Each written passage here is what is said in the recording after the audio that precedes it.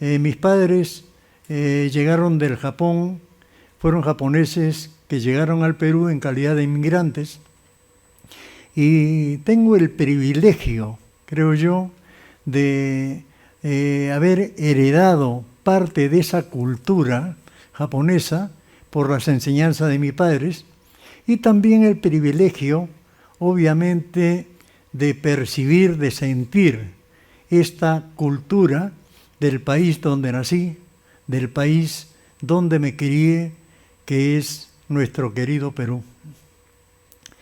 El Kaizen en realidad manifiesta que la parte cultural no es determinante, porque el Kaizen puede ser aplicado a cualquiera de los países del mundo. Sin embargo, pienso yo que esta manera de ser de los japoneses, la manera de pensar y comportarse, evidentemente tiene mucho que ver con el desarrollo de esta filosofía Kaizen. Empezaré diciendo pues que obviamente Kaizen es una palabra japonesa que se escribe con dos ideogramas, o sea, con dos kanjis, Kai, que significa cambio, y Zen, que significa bueno, que significa beneficioso. Sin embargo, no es cualquier cambio. Kaizen es un cambio continuo que crea hábito, realmente un hábito que finalmente termina en beneficio general. El profesor Masaki Imai, gran promotor de Kaizen en el Japón, y he leído por allí que es justamente el creador de la palabra Kaizen, manifiesta que la terminología, el significado de cambio continuo no es suficiente para describir lo que significa Kaizen. Y él, evidentemente, manifiesta que a este cambio continuo hay que agregarle este componente del esfuerzo personal que realiza dentro de lo que es la autodisciplina y el compromiso para mejorar cada día, digamos, en la tarea que las personas realizan. El Kaizen es algo que se puede aplicar no solamente en empresas, sino en uno mismo, según se manifiesta. Y el profesor Masaki Imai manifiesta de que en términos de la empresa, el Kaizen no es que se realice un cambio continuo que puede ser realizado pues cada mes, cada 3 meses, cada medio año. Es un cambio continuo que tiene que ser realizado todos los días. Son pequeños cambios, pero que tiene que ser realizado todos los días. Y además, en realidad tiene que ser realizado por todo el personal de una empresa. Desde el gerente, el jefe, el subalterno, todos tienen que estar involucrados en este cambio. Y por lo demás, no puede realizarse solamente una parte de la empresa, digamos, una sección, un departamento, sino que tiene que ser un cambio de carácter integral. Pero veamos cuál es el origen de este Kaizen. Cuando terminó la Segunda Guerra Mundial, en el año 45, evidentemente el Japón estaba en una situación sumamente difícil y necesitaba reactivar su economía y necesitaba recuperar, digamos, esta situación tan difícil en la que se encontraba. Y es así que organiza algunas entidades como la Unión Japonesa de Científicos e Ingenieros, que es precisamente esta organización la que convoca a expertos extranjeros como estos expertos americanos que estaban cumpliendo una labor en lo que se llama, digamos, la TWI, que son siglas de las palabras inglesas de Training Within Industry, que es, digamos, entrenamiento dentro de la industria, que estaba orientada en la época bélica a, digamos, aumentar la productividad de las actividades bélicas. Y es así que esta entidad japonesa convoca a expertos como William Edward Deming, que es un profesor, que fue un profesor universitario americano, y que también convoca a Joseph Juran, que era un experto que había estudiado los métodos estadísticos en cuanto a la productividad y también al control de calidad. Y vuelve el Japón nuevamente a aprender del Occidente. Es decir, y digo vuelve, porque esto no es lo que ocurrió solamente en esta etapa, sino que en la etapa de la restauración Meiji, que comienza en el año 1868, cuando termina este periodo conocido como la de shogunato, que en el Japón hubieron 3 shogunatos que duró 700 años aproximadamente con breves intervalos. En todo caso, en 1868, el shogun Tokugawa Yoshinobu fue el que renuncia al poder y entrega este poder, digamos, al emperador Mutsuhito. El emperador Mutsuhito fue un emperador que tenía tan solo 15 años. Ustedes pueden imaginarse que una persona adolescente, casi niño, pueda asumir una responsabilidad de tal naturaleza, lo que quiere decir que el entorno, digamos, del emperador tenía que ser un entorno sumamente eficiente, sumamente, digamos, con proyección de futuro, que le tocó realmente desarrollar en este periodo profundos cambios de carácter militar, políticos, sociales, económicos. En realidad fue un periodo sumamente sobresaliente, digamos, porque en estos 44 años que dura la restauración Meiji, realiza cambios que llevan al Perú a la modernización. Entra el Japón de esta manera de una economía que era casi cerrada hacia la apertura y, digamos, la competencia hacia el exterior. Y en esa época, como también ocurrió, digamos, después de la Segunda Guerra, el Japón convocaba a expertos extranjeros y envió a muchos estudiantes becarios hacia el exterior con el fin de que cuando regresara al Japón pudiera aplicar los conocimientos que habían aprendido en el exterior.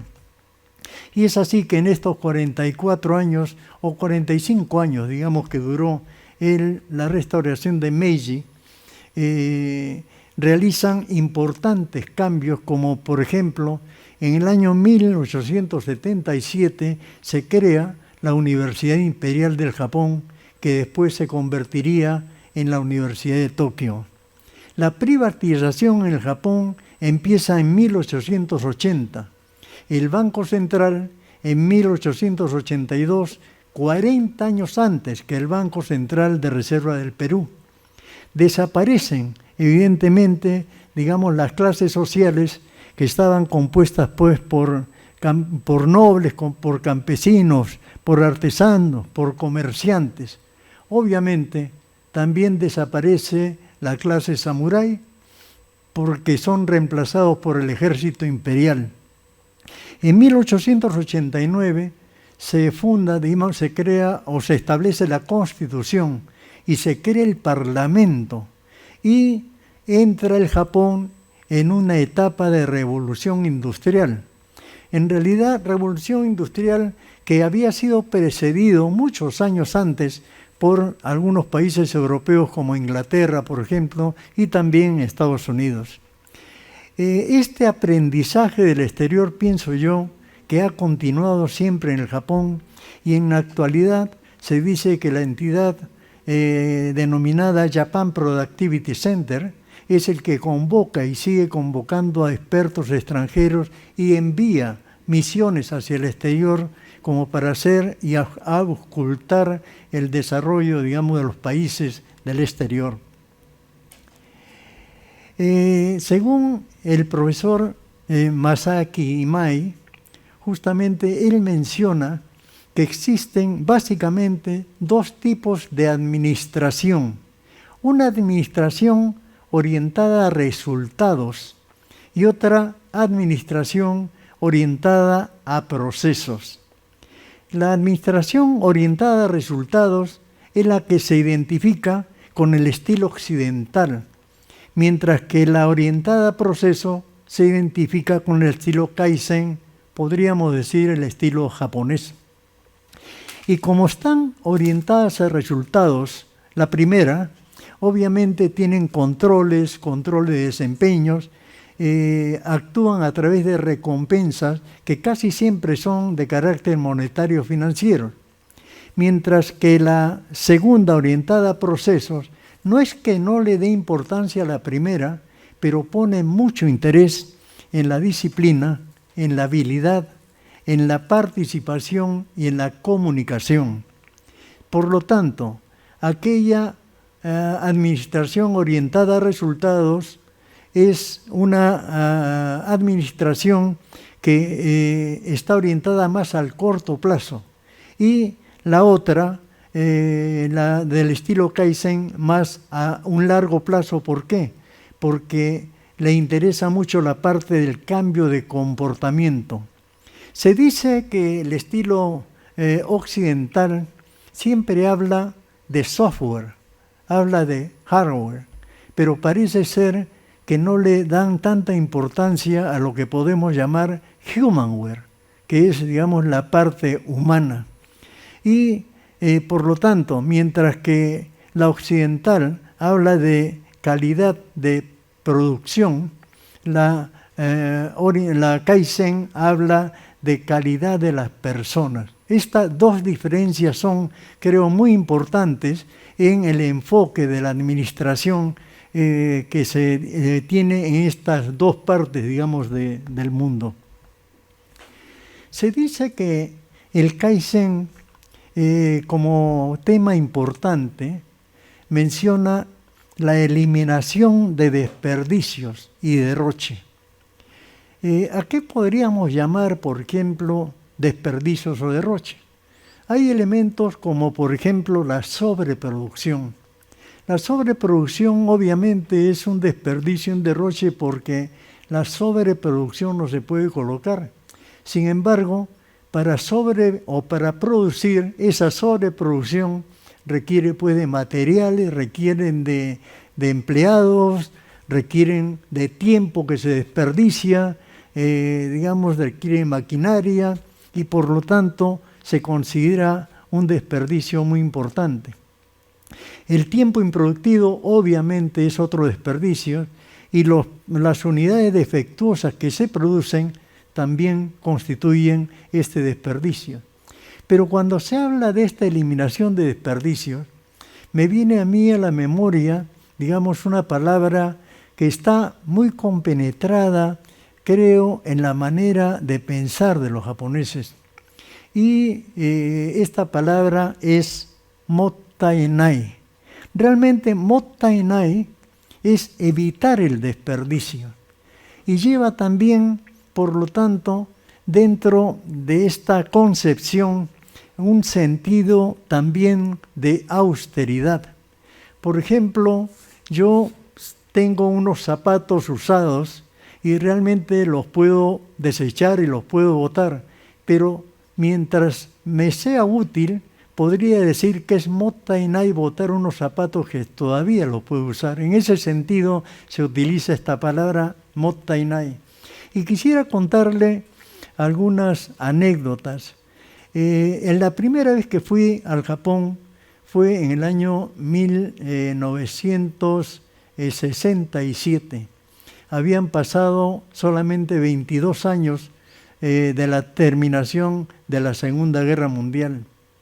Obviamente, el Japón estaba en una situación en la que todavía habían grandes restricciones, y estas restricciones hacían que la gente tuviera, digamos, que cuidar mucho la parte económica.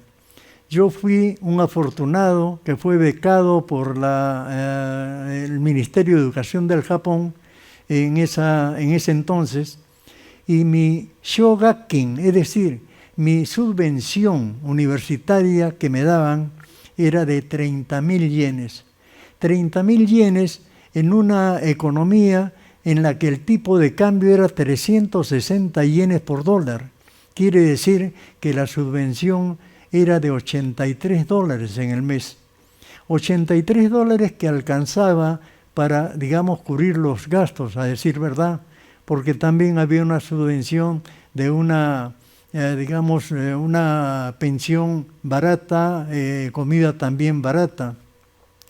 Pero me acuerdo mucho que al conversar con un familiar mío, una prima, hermana, que me preguntaba cuánto era mi subvención, y yo le dije 30.000 yenes, y ella me dijo, mira, 30.000 yenes, yo puedo mantener una familia con 30.000 yenes. Esa era la situación del Japón del año, digamos, 67.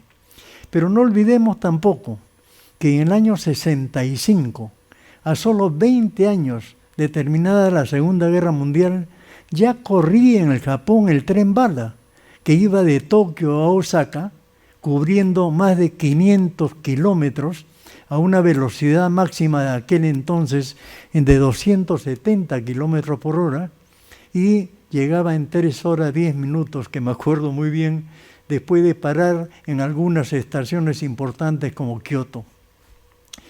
En realidad, esta palabra Motta I Nai, hasta en la actualidad, es algo que, digamos, se enseña a las criaturas.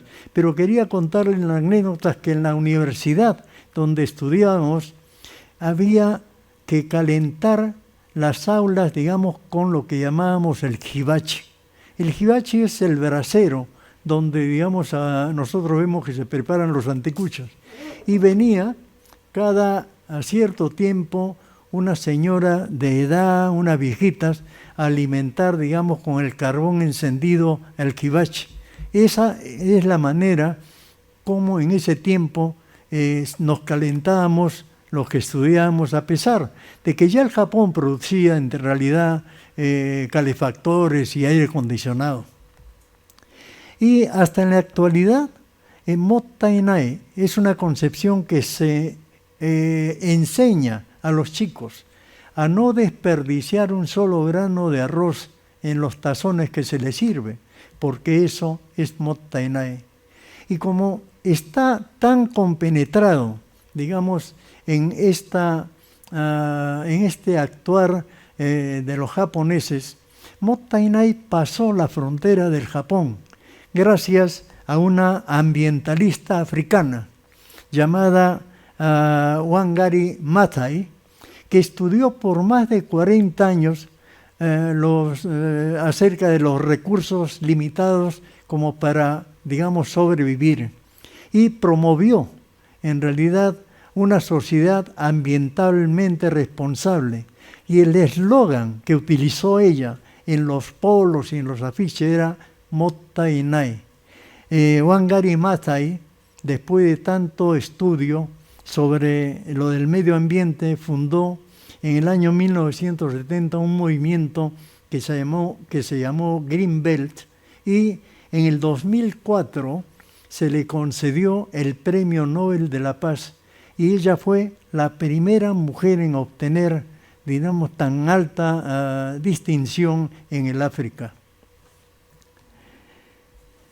El Kaizen, como hemos dicho, son cambios continuos. Yo diría que son círculos virtuosos que llevan a mejoras y a beneficios generales. Pero cuando yo he leído algo del Kaizen, o he visto, digamos, una conferencia de Kaizen, jamás se menciona lo que es deshonestidad, lo que es robo, lo que es engaño. Y obviamente no se menciona porque es incompatible con el Kaizen. El Kaizen son círculos virtuosos y no son círculos viciosos. Por lo tanto, digamos, no hay lugar para la deshonestidad, robo, engaño.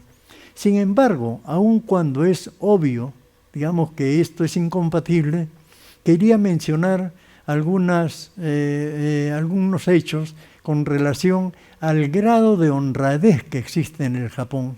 Claro, el Japón es un país en donde desde muy pequeños, digamos, se les enseña que deben devolver las cosas que no son de uno. Esto es algo que está realmente compenetrada pues, en la manera de pensar de todos los japoneses. Y quiero contarles una anécdota. Cuando en una ocasión visité Japón y fui a visitar a mi prima hermana, y mi prima hermana me enseñó una notificación, en realidad, que había recibido de una estación policial del lugar. Y la notificación que ella había recibido, en esa notificación se le mencionaba que podía acercarse a la estación policial al recabar lo que ella había encontrado en la calle. En realidad, en el Japón, cuando uno encuentra un dinero, digamos, en la calle, lo normal es que los japoneses vayan a la estación policial y entreguen el dinero encontrado. Y si es que la estación policial después de cierto tiempo nadie lo reclama, emitirá esta notificación a la persona que encontró el dinero para que vaya a esta estación policial a recabar lo encontrado. Es realmente sorprendente esta manera de actuar y este grado de honradez que se refleja, digamos, en estos actos. El profesor Masamasa Imaizumi, que es un experto en control de calidad, dice que en realidad la calidad no es primero. La calidad es lo primero, después vienen los beneficios. Y la verdad es que pareciera ser que uno de los grandes descubrimientos de la posguerra en el Japón es que el control de calidad produce beneficios. Y el profesor Imaizumi menciona que no importa lo que haga la empresa progresa siempre que los clientes estén satisfechos. Y yo quisiera tocar un aspecto muy importante de los japoneses, que es la preocupación que los japoneses sienten por los demás. Esto es algo muy natural para los japoneses, preocuparse, digamos, por los demás. Y voy a mencionar que, claro, el Kaizen está vinculado a una actitud personal. Y el Kaizen está también vinculado, y se dice que es un asunto mental. Y esta preocupación que sienten los japoneses por lo demás se denomina, digamos, como Kikubari. Etimológicamente, ki significa espíritu, sentimiento, y kubari significa repartir, distribuir. No existe una traducción literal al español de Kikubari, pero sí podríamos decir que es compartir sus sentimientos con los demás. Y en este sentido, en realidad quiero contarles unas anécdotas. Cuando estuve estudiando en Japón, perdí un estuche pequeño donde contenía mis tarjetas personales. En realidad pensé que jamás lo recuperaría. Pasó unos días y el cartero vino al sitio donde yo vivía y me entregó un sobre. Y dentro de ese sobre estaba, digamos, este estuche de cuero conteniendo mis tarjetas personales. Alguien que, por cierto, no supe quién era, había ido al correo, había pagado, digamos, las estampillas y había hecho que la cartera llegue al sitio donde yo vivía porque tenía, obviamente, la dirección, digamos, en las tarjetas personales. Este es el sentido que tienen, digamos, los japoneses cuando se preocupan por el resto. Otra anécdota es que estando en Tokio, estaba buscando yo una casa comercial y encontré un transeúnte a quien le pregunté a dónde quedaba la casa comercial. Y el transeúnte amablemente me explicó con señas y me dijo que quedaba en esta dirección, que estaba más o menos a 50 metros separado del lugar donde yo le pregunté. Yo seguí sus instrucciones, caminé y cuando llegué al lugar, simplemente, digamos, estuve un tanto confundido porque había muchas casas comerciales. De repente vi al señor a quien yo le había preguntado, que vino corriendo a decirme exactamente a dónde estaba la casa comercial.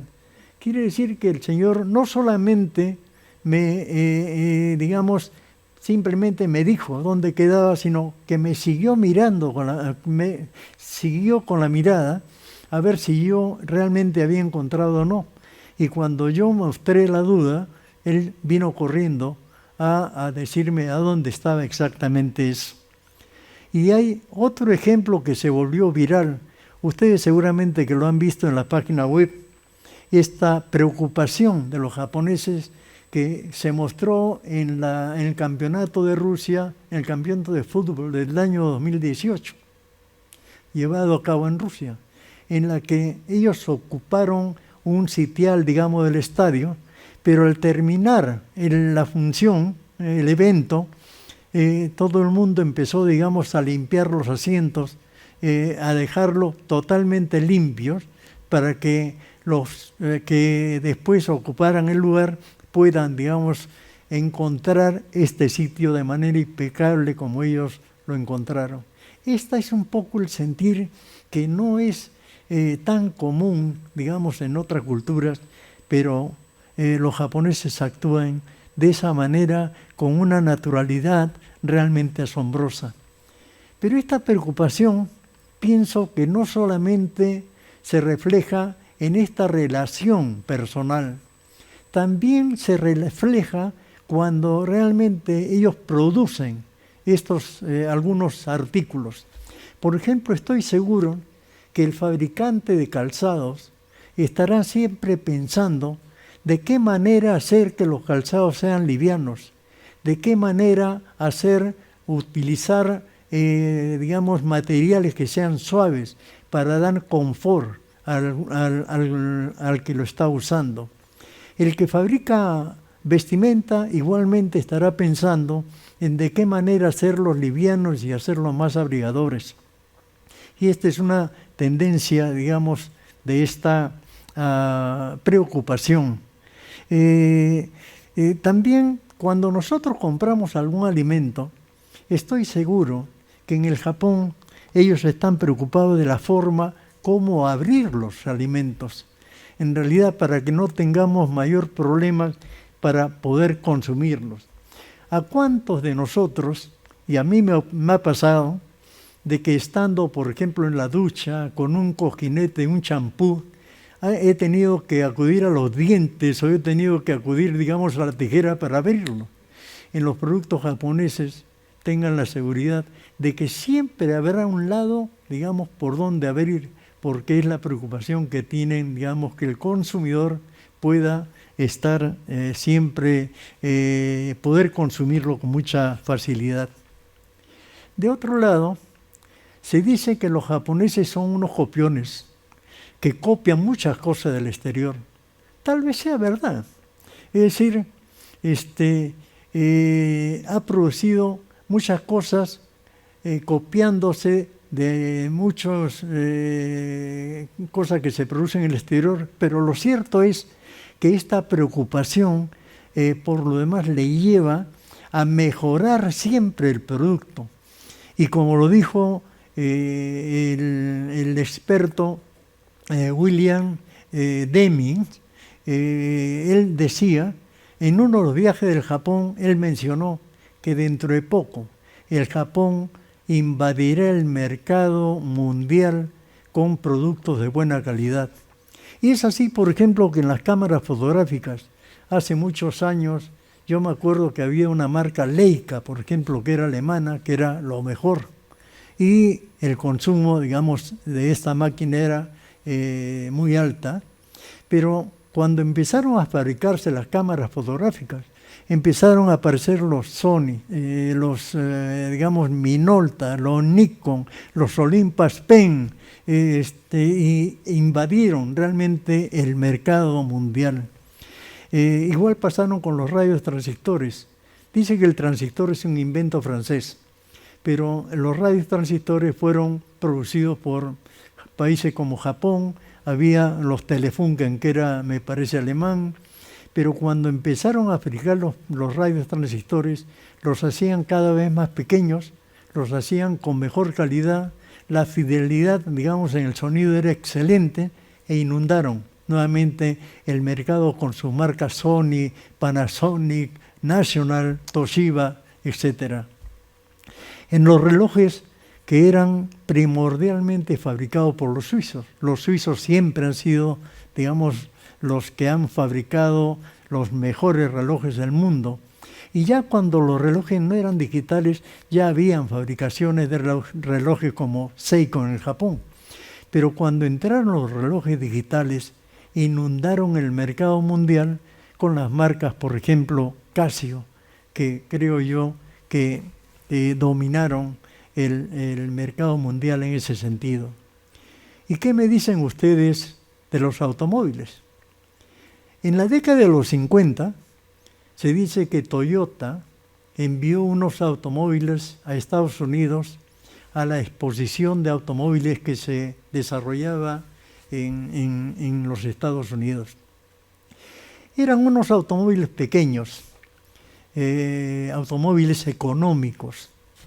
Dice que los americanos veían estos automóviles pequeños y se sonreían, seguramente porque consideraban que eran unos automóviles bastante modestos.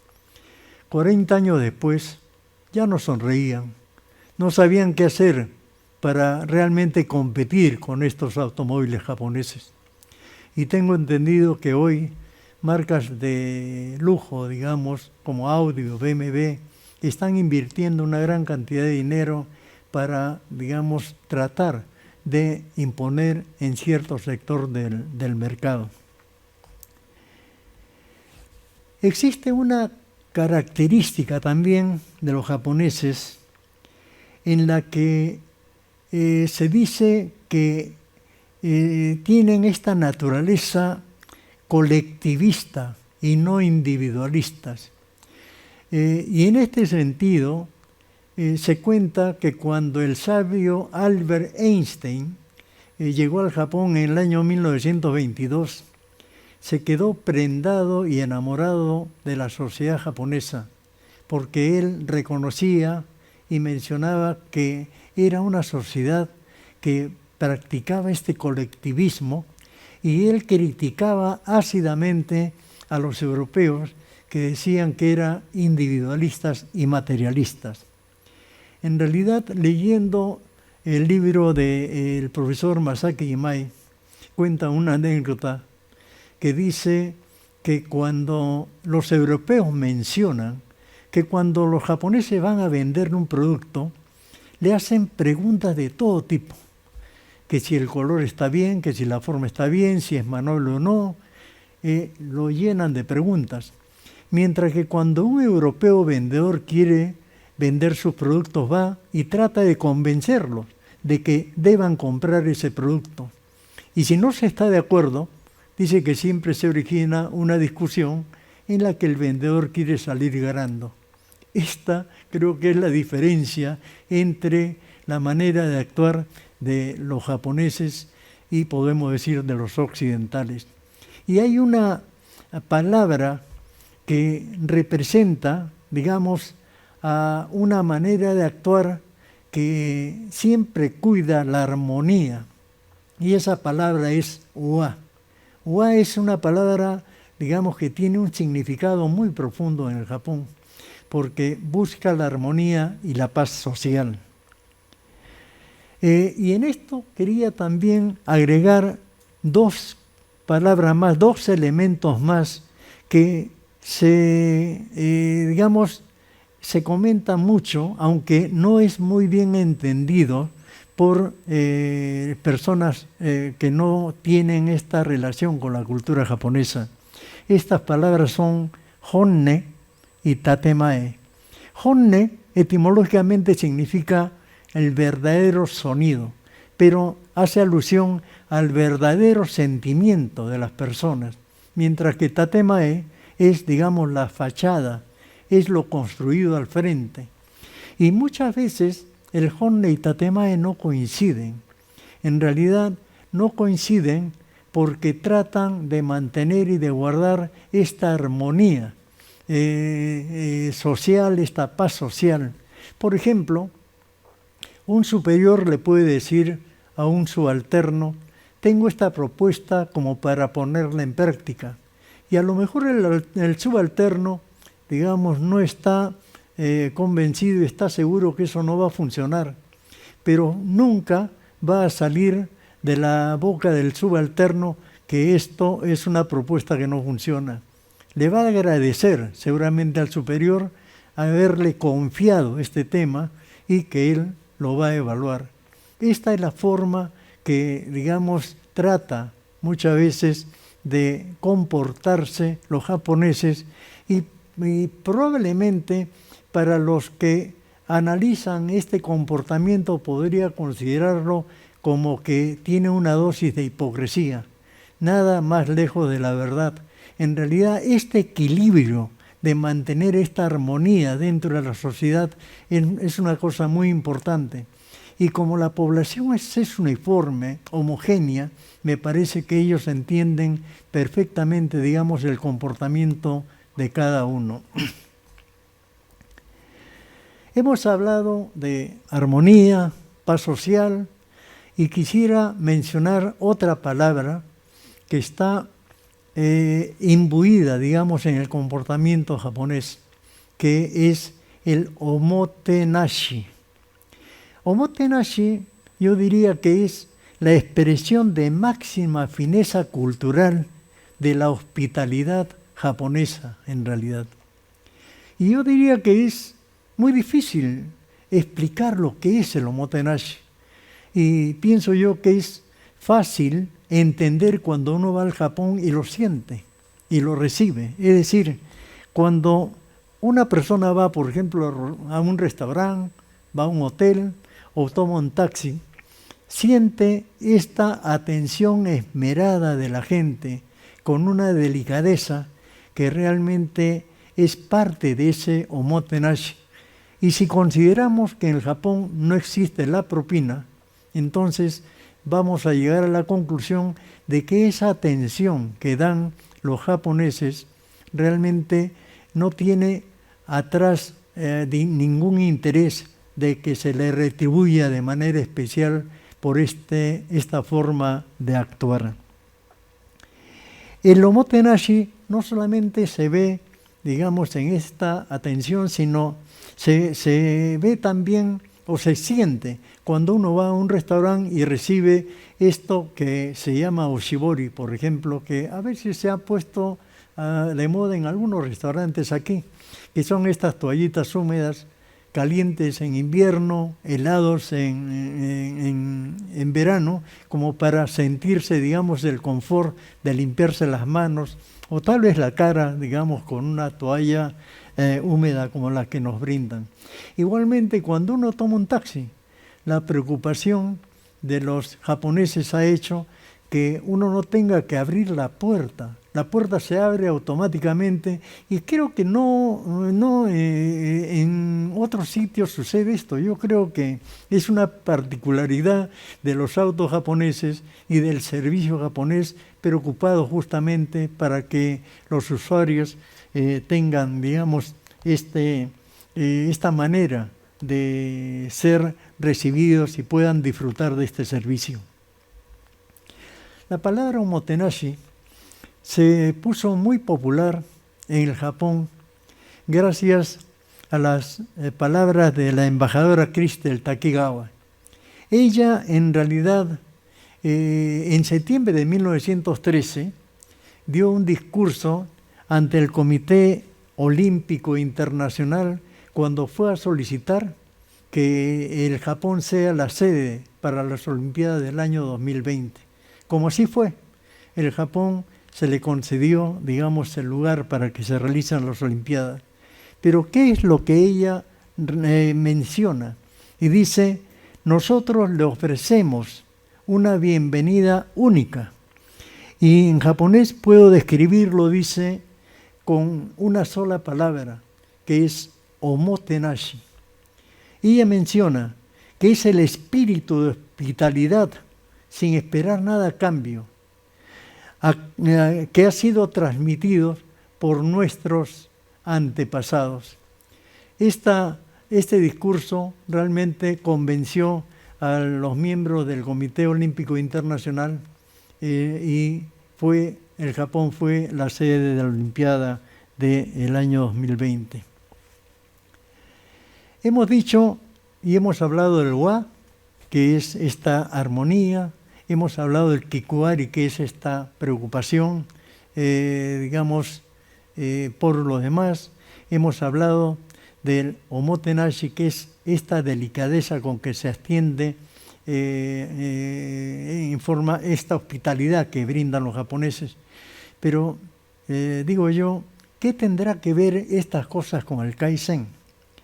En realidad, cuando escuchamos las palabras del profesor Kohei Goshi, justamente él fue el fundador de esta entidad llamada Japan Productivity Center, que es la entidad que convoca, digamos, a las misiones del exterior y también realiza, digamos, envía misiones hacia el exterior.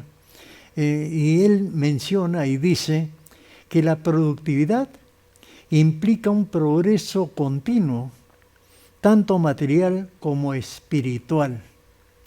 Y dice además que los problemas laborales en el occidente tienden a ser resueltos con contratos y reglamentos. Pero en el Japón se resuelve por mutua confianza, se resuelve por comprensión y entendimiento, y no se resuelve sobre la base de confrontación. Creo que esta diferencia en la mentalidad y en el comportamiento para solucionar estos problemas, digamos, es sumamente interesante porque marca una diferencia entre los dos comportamientos de estos dos mundos diferentes. Otro profesor, Masumasa Imaizumi, que es un experto en control de calidad, refiere que la administración no solo involucra la tecnología, sino también el corazón humano. Creo, dice, que el asunto de la productividad debe ser introducido con un enfoque cultural. Me parece interesante esta manera de pensar que tienen esta relación, digamos, con lo que es el Kaizen. Hemos mencionado pues que la paz social está relacionado con los valores culturales. Valores culturales que, digamos, se manifiesta en la relación de las personas con la sociedad y la relación de las personas con el país. Y aquí quisiera mencionar otra parte de la cultura que es sumamente importante, digamos, para los japoneses. Etimológicamente, esta palabra giri. Gi significa justicia, moralidad, lealtad, honor. Y ri significa lógica, razón. En realidad no existe una traducción literal de esta palabra al español, pero se puede decir que es la obligación o deber social, es devolver el favor recibido. Los japoneses además tienen esta cultura de que cuando reciben un regalo, en realidad devuelven siempre, digamos, en una forma proporcional el regalo. Así que esta es una costumbre que está muy compenetrada en la manera de ser de los japoneses. Y se dice que giri tiene su origen hace muchos siglos atrás, durante el periodo de Edo, que era una sociedad totalmente jerarquizada. Y realmente se practicaba la gratitud hacia el superior. Y como el superior existía en todos, digamos, los estratos, entonces esto se generalizaba. Pero realmente, ¿qué pasa cuando una persona no puede retribuir el favor recibido en forma proporcional? Cuando esto ocurre, no hay manera de pagarle el favor recibido en la misma proporción, sino que esto se manifiesta en el respeto y en la lealtad. Es así, por ejemplo, que es lo que se manifiesta de los hijos a los padres, es lo que se manifiesta de los alumnos a los profesores, a los maestros, o lo que se manifiesta de los subordinados a los jefes. Y en los casos extremos, históricamente, obviamente los samuráis ofrendaban sus vidas, digamos, por sus superiores. Y si vamos a los casos extremos recientes, podríamos mencionar incluso a los kamikaze que ofrendaron su vida, digamos, en favor de su país o del emperador. Y aquí quiero poner una fotografía realmente que a mí por lo menos me produjo un impacto muy grande, y es esta fotografía de los Tokkotai. Los Tokkotai son justamente el cuerpo, digamos, de misiones especiales que son los kamikaze. Allí los kamikaze están todos sonriendo, como si fueran a ir a una fiesta. Y en realidad esta fotografía ha sido tomada días antes de que ellos se inmolaran, digamos, en sus servicios por su país. Impresionante, la verdad, que a mí esta fotografía me causa mucha impresión. Cuando se habla de Kaizen, se habla siempre, o casi siempre, de las 5 S. 5 S porque, claro, las palabras de estas 5 palabras comienzan con S. Seiri, Seiton, Seiso, Seiketsu, Shitsuke. En realidad, esta es una forma para empezar, digamos, a mover esta maquinaria, digamos, que es lo del Kaizen. Y el Seiri significa organizar, clasificar, poner, digamos, lo útil y lo inútil. Mejor dicho, utilizar o ubicar lo útil, desechar lo inútil para ser, digamos, mucho más productivos. Seiton significa ordenar cada cosa en su lugar y cada lugar para cada cosa.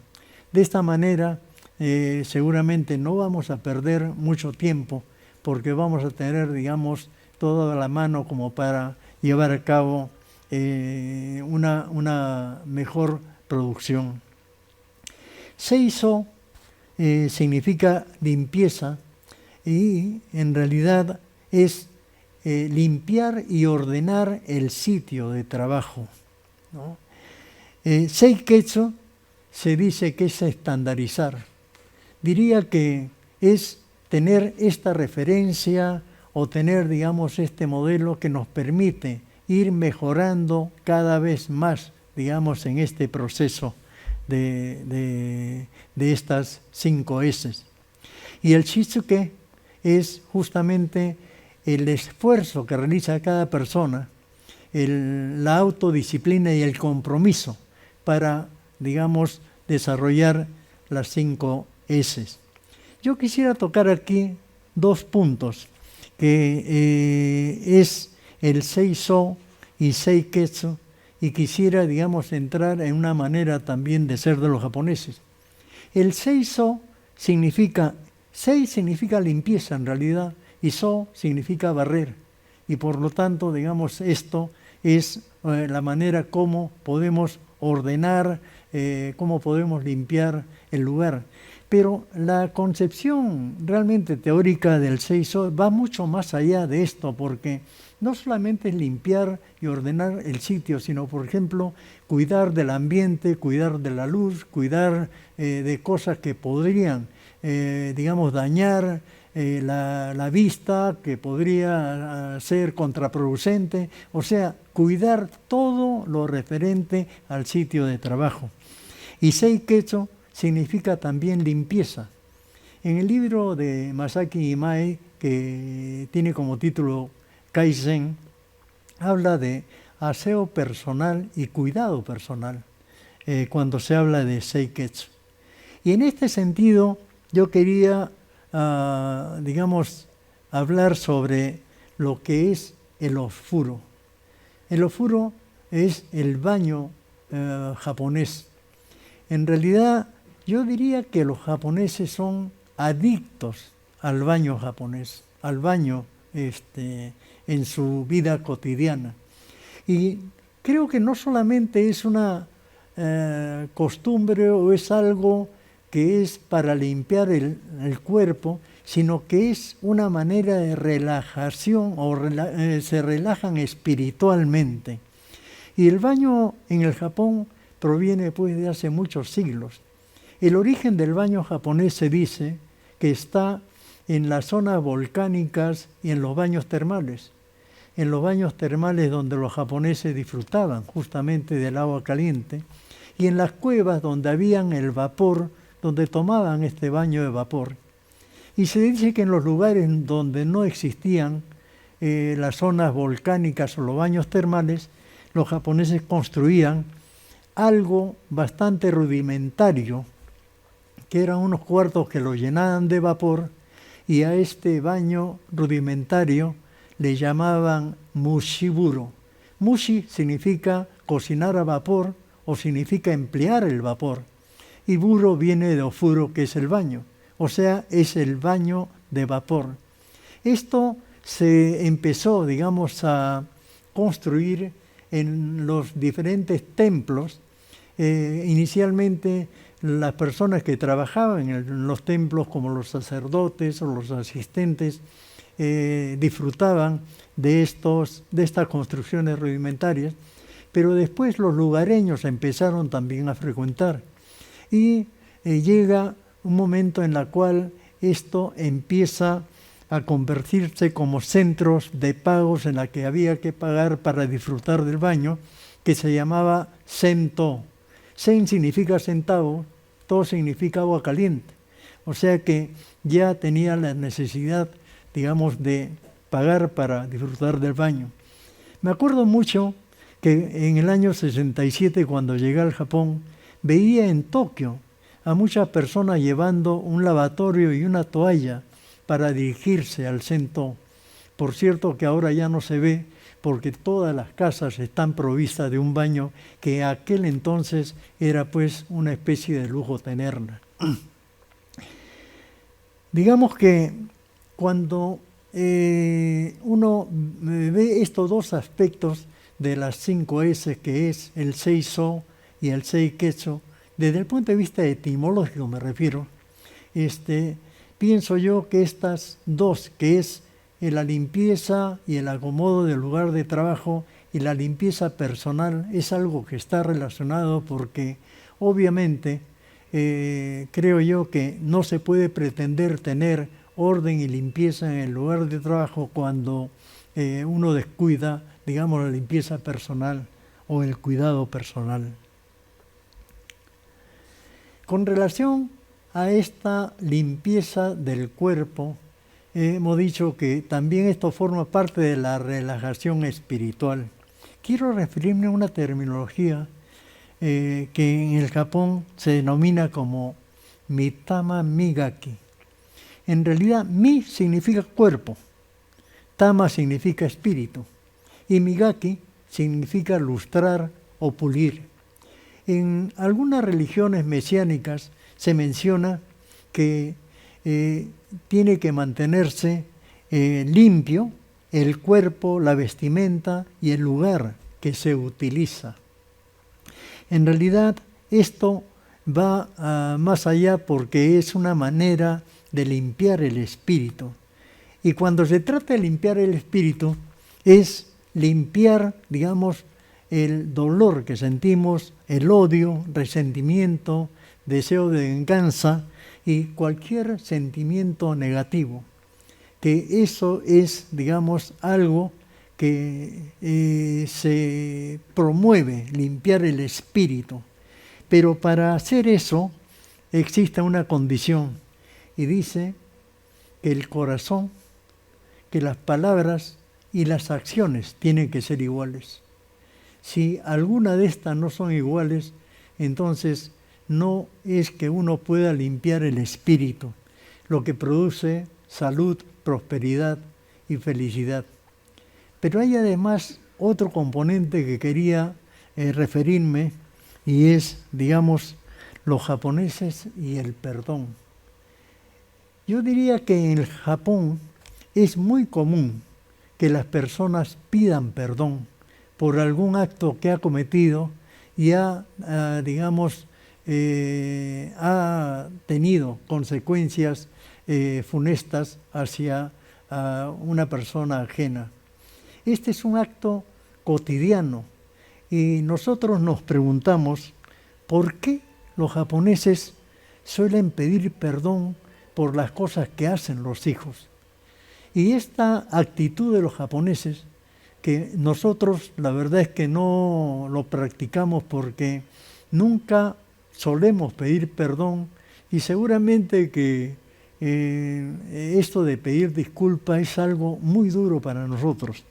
Pero para los japoneses no solamente es un acto cotidiano, es, digamos, también los políticos lo hacen, también los artistas famosos también lo hacen, y también los empresarios.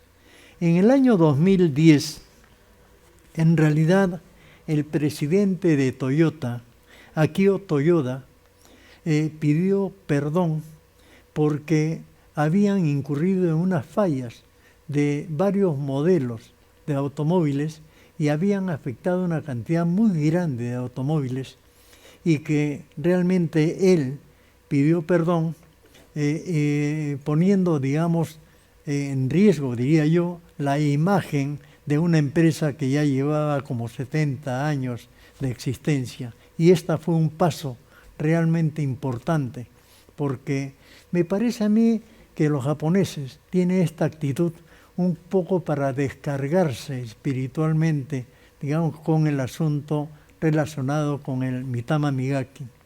¿Y cómo es que se origina esto? ¿Por qué los japoneses piden perdón?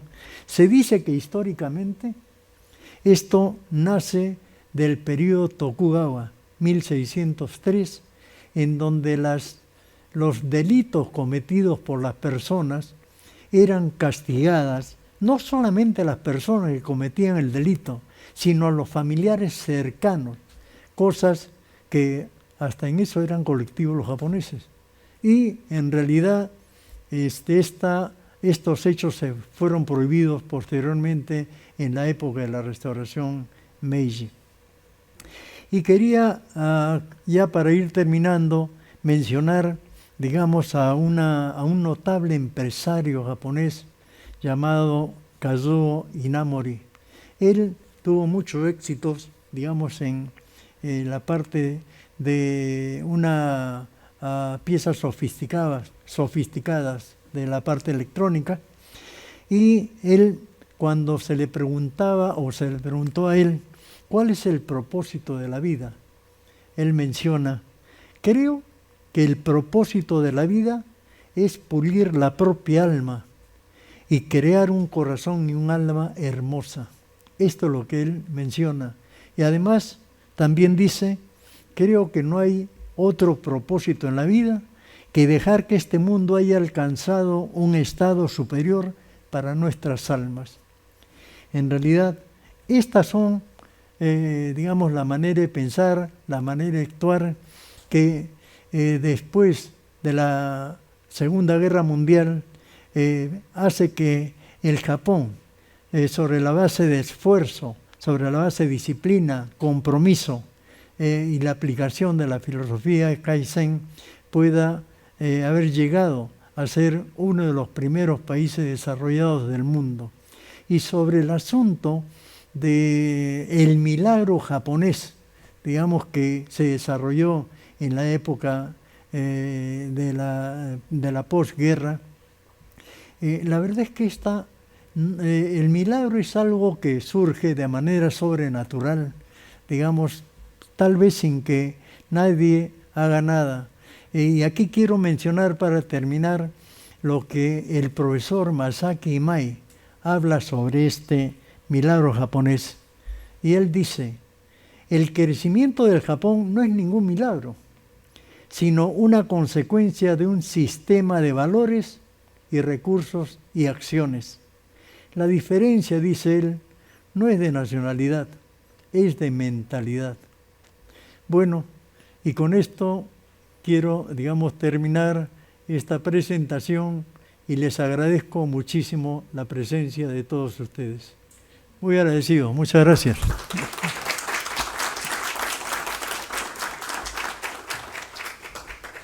Muchas gracias, señor Saito. Muy útil la presentación que nos ha brindado. Para mí particularmente, muchos de los términos que ha comentado los conocía, algunos no, pero la interpretación que usted le da en español me ha parecido bastante interesante para comprenderlas mucho mejor. Muchas gracias.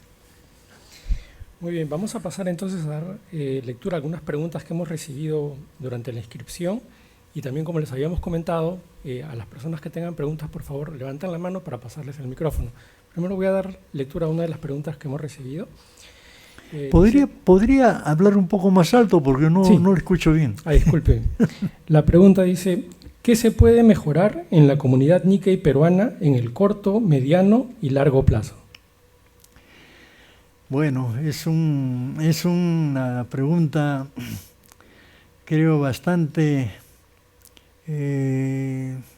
complicada, diría yo, porque la verdad es que las personas como yo, que han tenido esta influencia y esta enseñanza de unos padres que llegaron del Japón, nos ubican cercanamente a la manera de pensar o de actuar de los japoneses. Vemos que cada vez más, digamos, las nuevas generaciones tal vez vayan alejándose de este tipo de enseñanzas. Pero sí, creo que hay algunas cosas que podríamos mejorar muchísimo con relación a acercarnos nuevamente a esta cultura japonesa.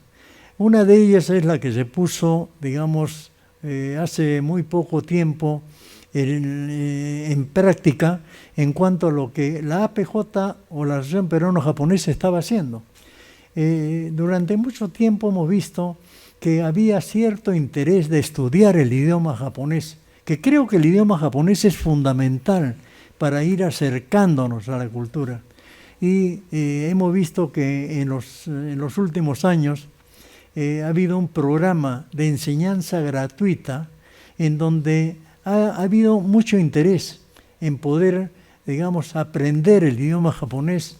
Así que una de las formas creo que es la enseñanza del idioma japonés, que me parece que es una de las formas para acercar a los jóvenes sobre todo. La otra me parece que son las reuniones que podríamos hacer con el fin de divulgar este tipo de pensamientos, que creo que puede ser de interés también para los jóvenes que tratan pues de tener presente una identidad que a lo mejor, como ya no son los padres sino los abuelos, los bisabuelos, empieza, digamos, a alejarse. Pero creo que siempre va a haber una oportunidad como para captar la atención de los jóvenes y transmitirle este tipo de enseñanza para que sea, digamos, más cercano a lo que es la cultura japonesa. Muchas gracias. Del público presente, ¿alguien tiene alguna pregunta? ¿Puede levantar la mano, por favor? Sí. Miyuki, por favor.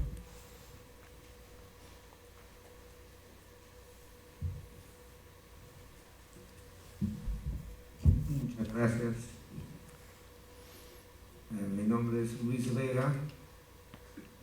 Soy un gran admirador de la cultura japonesa y quisiera felicitarte muy sinceramente por la excelente, y repito, excelente exposición que has hecho. Gracias. Es un orgullo tenerte como amigo. Y Muchas gracias, Lucho. Cosas muy puntuales. Tenemos una edad similar. Yo soy un poco mayor, pero durante mis relaciones con Japón, tanto comerciales como de amistad, creo que lo que has expresado tú es 100% válido, y yo creo que debería hacerse o divulgar estas palabras, este discurso, esta enseñanza que has hecho a todas las personas y definitivamente los japoneses jóvenes que no han tenido la oportunidad que tú has tenido de vivir lo que has vivido. Felicitaciones. Un fuerte abrazo para ti. Mis respetos. Muchas gracias, Lucho. Muchas gracias. Gracias, ingeniero Vega. ¿Alguna otra pregunta? Sí. Tenemos a dos personas atrás, por favor. Miki. Gracias. Bueno, Carlos, felicitarte por la exposición.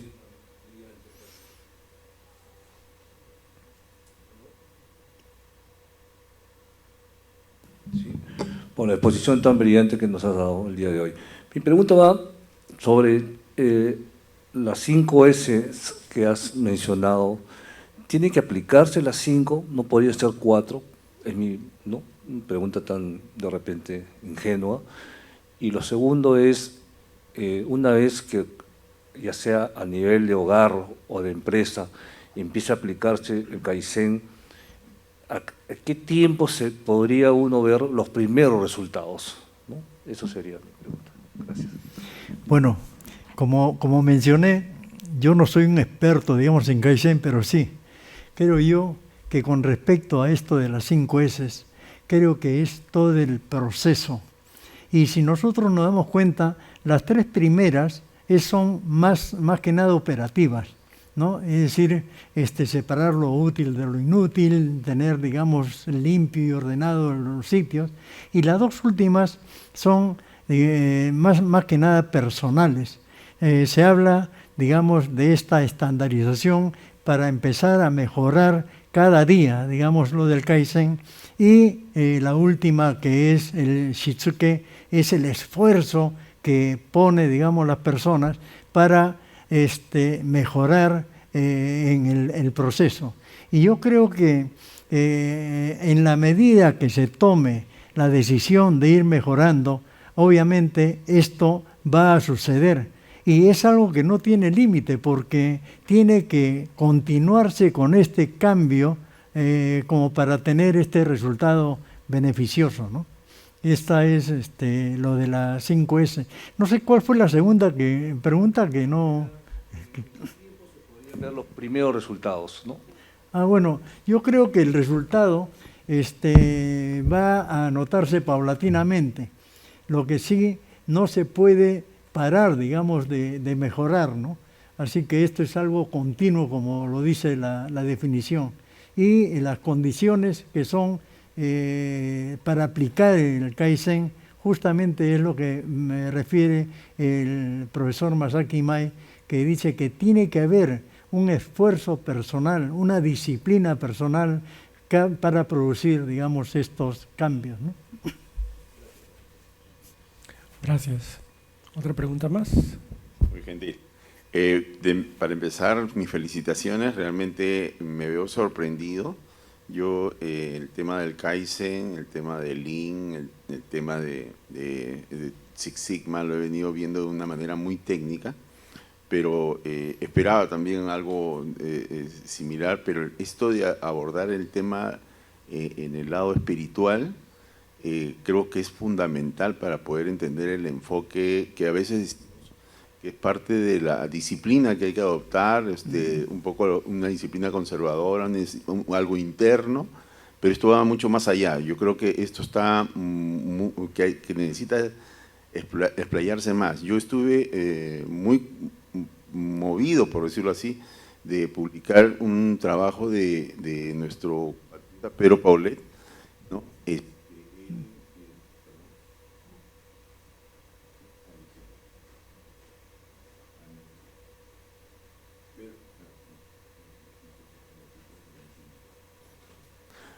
Yo encontré un trabajo de Pedro Paulet sobre el desarrollo del Japón y hace mucha analogía con respecto a Perú.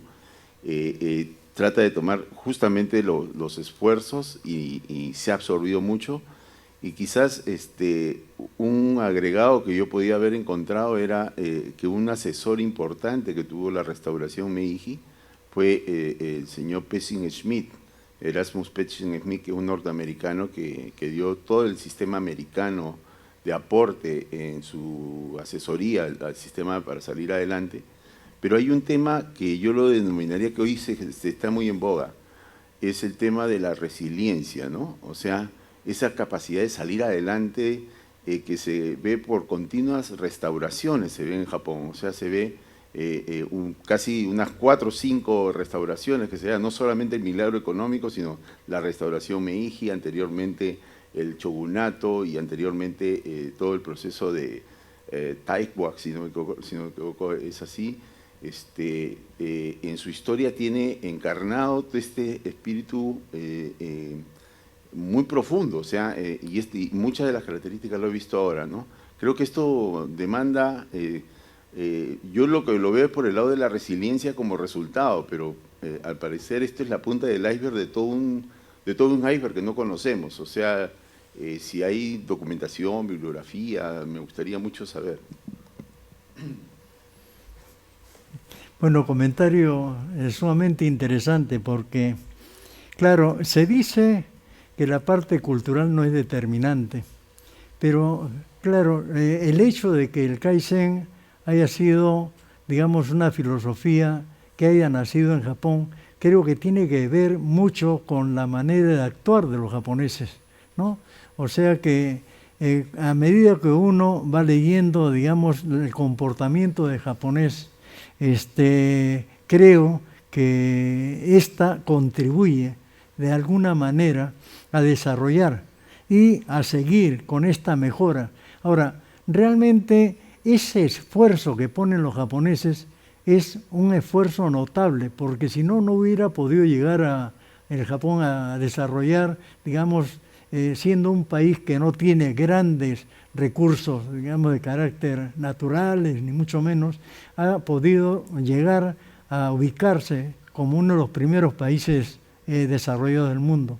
Y creo que eso depende mucho de la manera como ha enfocado, digamos, el problema del desarrollo y ha visualizado en el largo plazo este desarrollo que poco a poco se ha dado, y realmente una vez que empezó a mejorar o a conquistar estas maneras de reactivar su mercado, pues no tuvo un mayor límite y fue, digamos, la causa que permitió al Japón desarrollarse tanto, ¿no?